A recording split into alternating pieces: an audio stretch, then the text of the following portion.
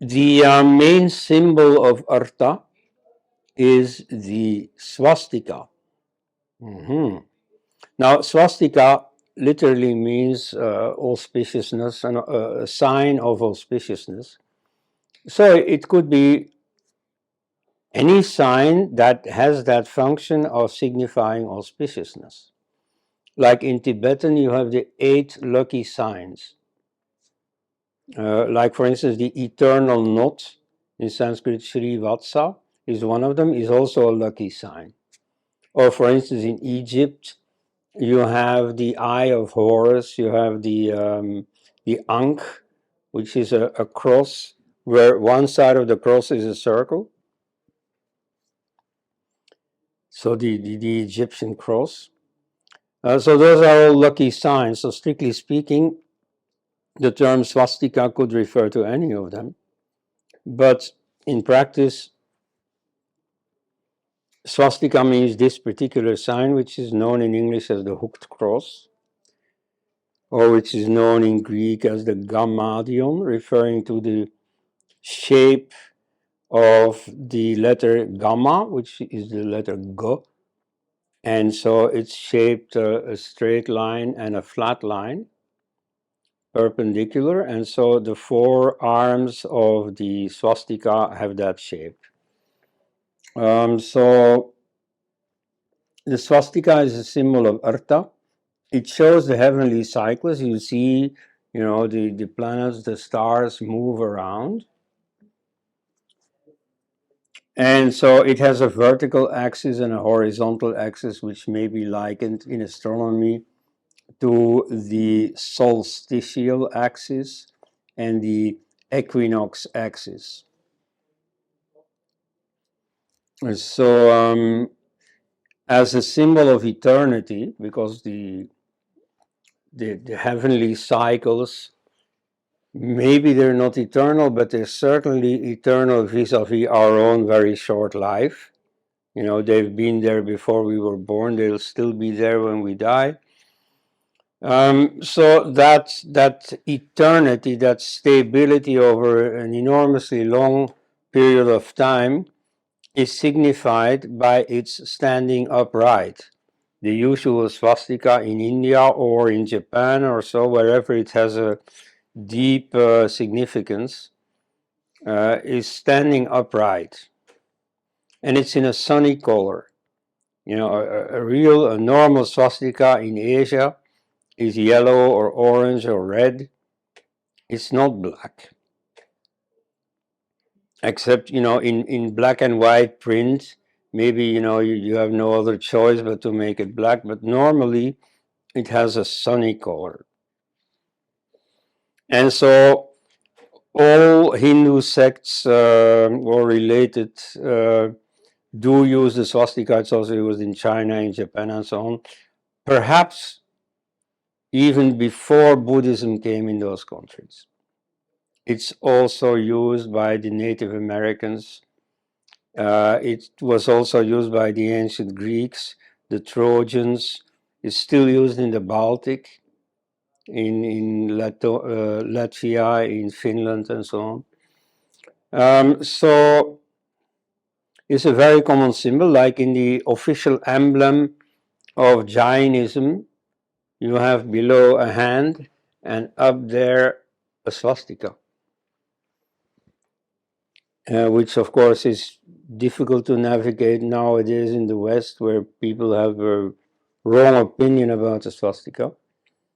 And so you may contrast it with the association that people usually have with the Nazi use of the swastika. So, you have people who are rather ignorant of world cultures who associate this swastika with the Nazi movement. Now, there are some differences,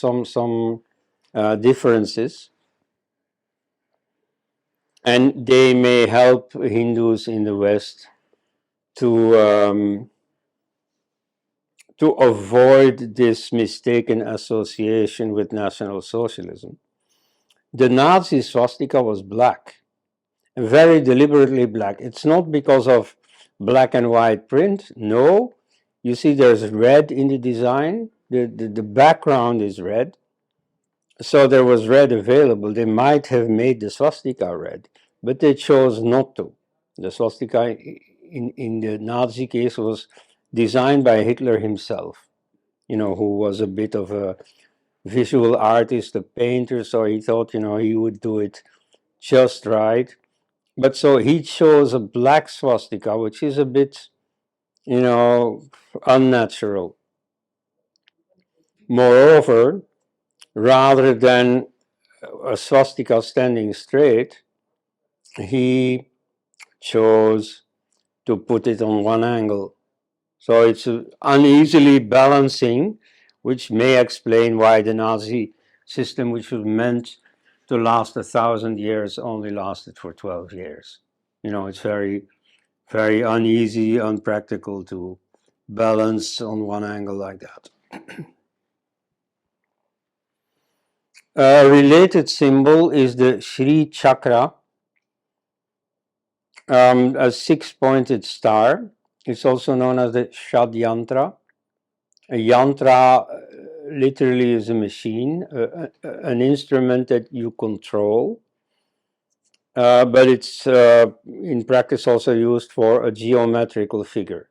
And so a geometrical figure that is shad, six, okay, refers to a six-pointed star.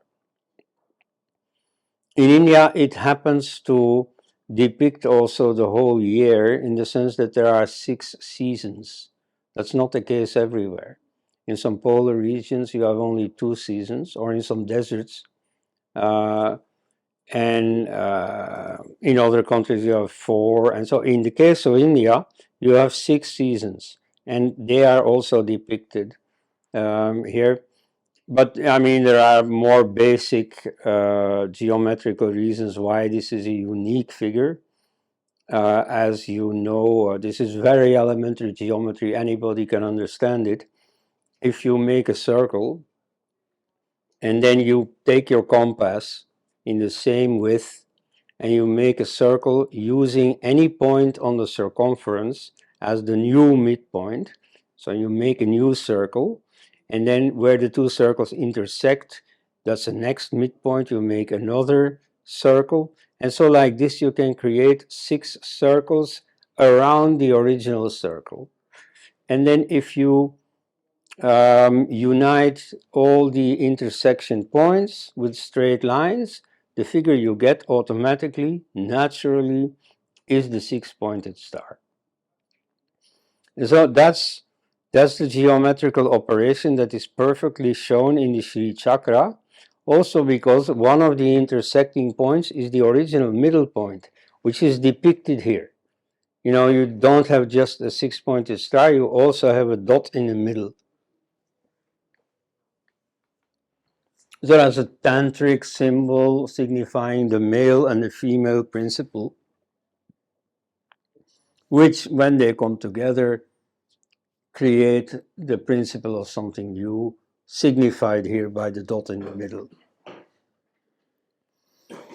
It has a big likeness to the David star, the Magen David, which is now the symbol of Judaism. It so happens that the very first mention of the Jews in non-Jewish sources happens to be Aristotle, the Greek philosopher, who described the Jews as descending from the philosophers of India. Now, I wouldn't take that too literally. That's what Aristotle thought. But anyway, it's a nice coincidence, you see, linking the Jews with their profound symbolism to India with its profound symbolism.